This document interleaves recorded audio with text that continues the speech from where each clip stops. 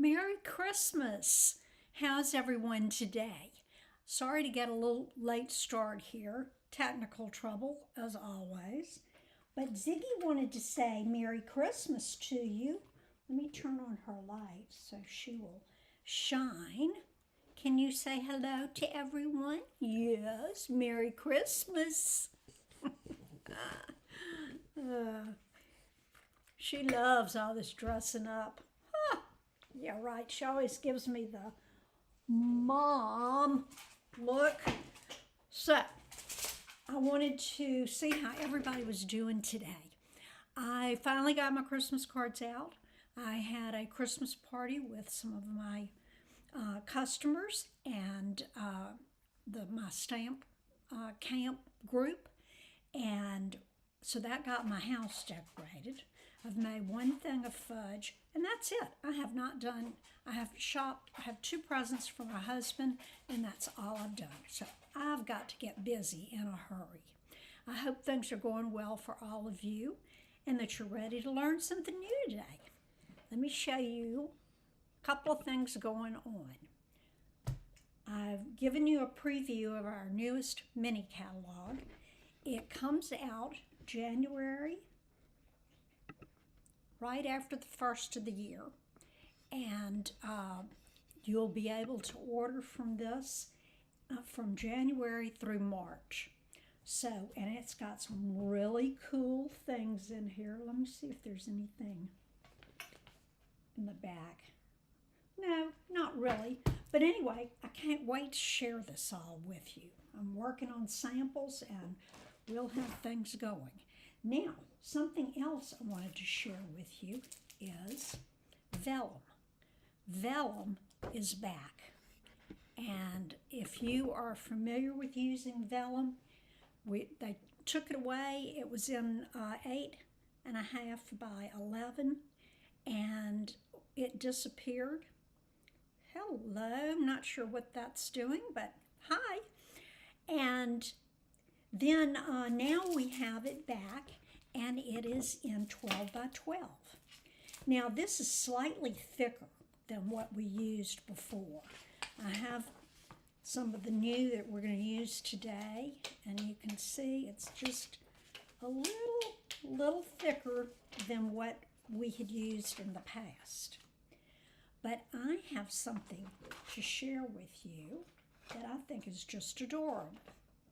I wish I could say that I come up with all of these cute ideas, but this one is from a demonstrator in the UK named Sue, and she shares things with other demonstrators, and she calls this a cheese box. I think I'm going to change the name. Maybe a cake slice box, a triangle box, I'm not sure. Maybe you can help me with that. But I wanted to give you some tips on how to use Vellum. So, the first thing that we're going to do before we get into our project is to play with Vellum just a little bit. We are going to be scoring, and we're going to be doing, and I'm scoring with a ruler to get a straight edge because we're going to be folding some things. And it's real important that you kind of play with a scrap before you do anything else, because it is very easy to poke through. I prefer doing this method of doing your score lines with the bone folder and a ruler. The stylus could poke a hole in it. The trimmer on your the paper trimmer that comes with a cutting blade and a scoring blade, sometimes it can cut through. So that's why it's important to just play around and see how hard you can do it. Or if you do it softly and it's not dark enough, go back over it. Okay, but my point is just take care so that you don't punch a hole in it, because it's easy to do. And see, you can see how I did it right there. Okay, For the project we're making today, we're using one of our 12 by 12 sheets that I have cut in half. So now we have a 12 by 6. So you can get 2 of these little gift boxes out of one 12 by 12 sheet. I have gone ahead and scored it in the center. So it's scored at 6 inches. And I'm going to fold this and give it a little crease right there.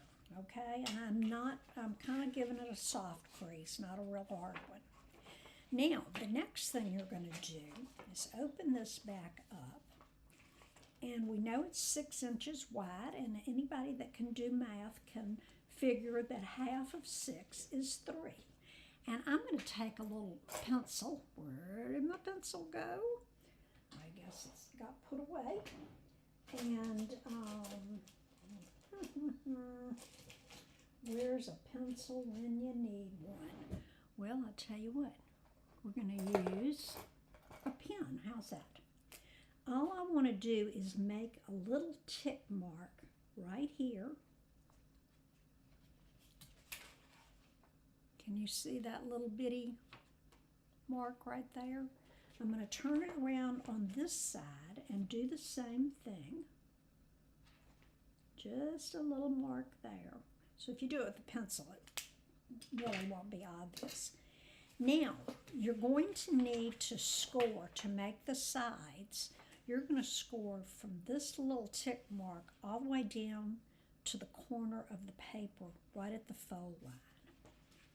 And I am using our piercing mat to do this with, and it gives it a little give.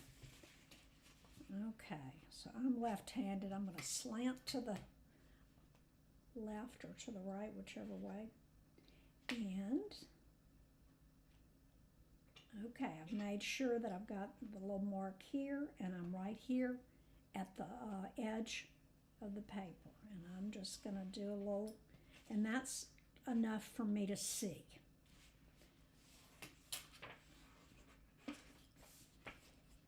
Now I'm going to turn it this way and do the same thing.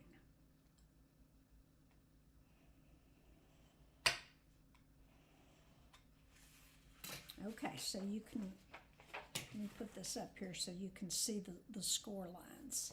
I'm going to turn around, do the same thing over here.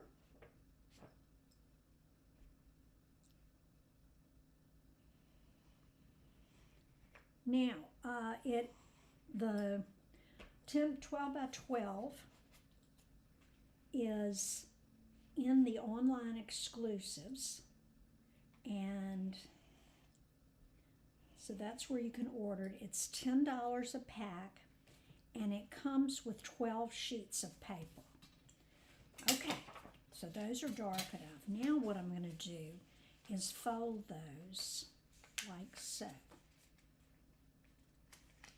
Okay, and you'll notice that I'm not really doing a lot of heavy folding there, and I'll explain why in just a minute. I just want to be able to see where it's folded. Now, I am going to be embossing this. Do you have to emboss it? Absolutely not. You can use Stays-On ink, let it dry, stamp your images. You can color. Stay tuned because I'm going to be showing some of these fun other techniques. Okay, so we've got that one done. And now the last one. Okay, so let's see. We're right on the lines there. Okay, now I'm going to set that aside a second because I want to talk to you a minute about the embossing folder that you use. For the one I did today, I am using a retired embossing folder that was called Raindrops, and y'all like to pretend? I do. We're going to pretend like these are snowflakes falling down. So anyway, what you need to look for is a Ziggy. is a folder that has the design spread out. If it is too condensed, like the gal that I got this from, she used a flower one. So I went and got my zinnia paper, and look what it does. It cuts so deep that it cracks along the edges. So that one doesn't work. That was a failed attempt. Next, I tried the one that's called Snowflakes. It would work, but I'm still getting just a little bit of micro breaking along here. So I kept experimenting, and you can do this with, if you've got some old vellum, don't use this on your brand new if you can help it. But if you can find one that like I said, the design is spread out. I didn't get any of the little breaks in the paper, and it came out just great. So now, let's do the fun part. Let's pull in our cut and emboss machine, and I'm going to position this so you can see how to do it. Now, this one is, like I said, it's spread out if you can see the raindrops. They're all kind of spaced the same. I'm going to put it in. Oh, and another thing that's important is to use a big surface. Don't use the ones that are just for the card fronts. Get one that's 6 inches. That way you only have to do it once. And I'm going to push this down in here. And the design goes all the way down here. So I'm going past the line that we usually watch for. I'm going to put that in and put my top plate on. And I'm going to crank that through. Now, if you're using, this is not a 3D folder. Remember, those are the thick ones that you only use the main plate, or plate number 1, and then you use the gray plate with the sandwich in between. But when you're using these thinner ones, you need to use plate 1. You don't use plate 2, but you use 2 of the 3 plates. So I'm going to turn this around and do the other side. And I'm going to slide that in, get it even with the fold there, and we'll run this through.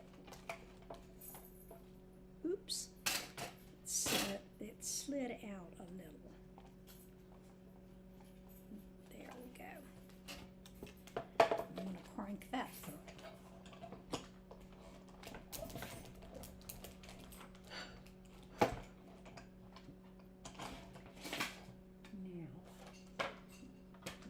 My cut and emboss machine away. Don't you love the way this folds up? It has a smaller footprint than the other ones do. Now I can take out my embossing folder and plates, and here is what we have. Now what you're going to do is take each of the fold lines that you've done and just gently, I'm just going to use my fingers and press it because we don't want to mess up the little raindrops. I'm going to do it on this side. You can do it on all 4 sides.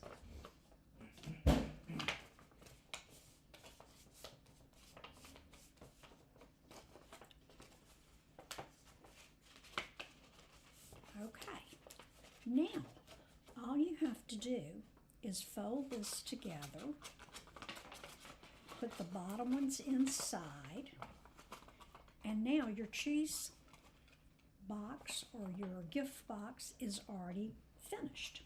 Now, let me show you how to get the ribbon in it, because that's what keeps it closed. There's no adhesive or anything else on here.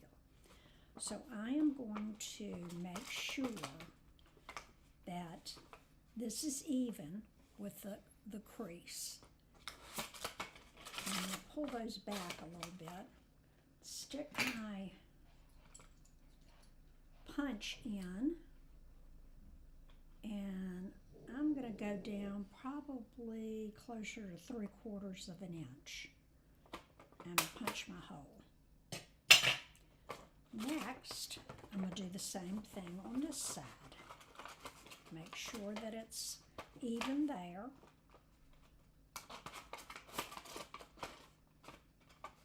And do the same thing here.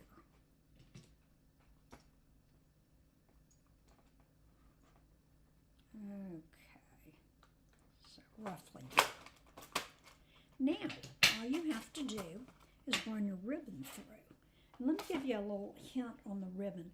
See how I have cut it at an angle so that there's a point?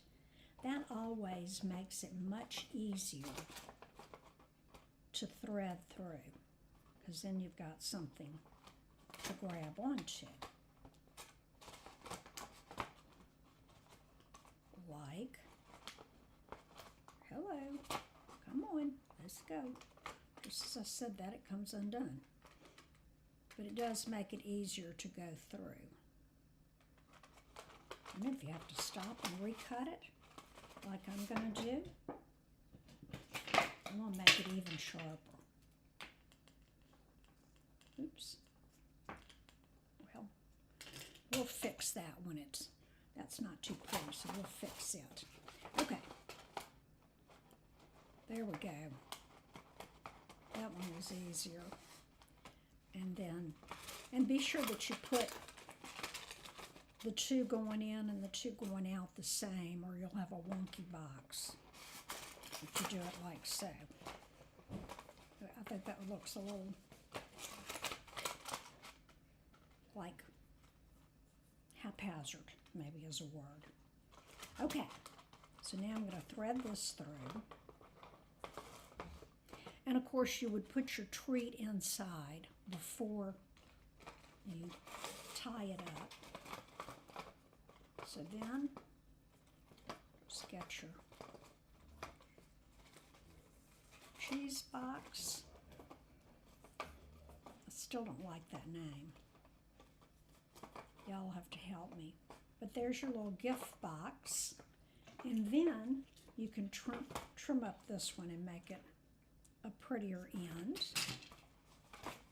And there you go.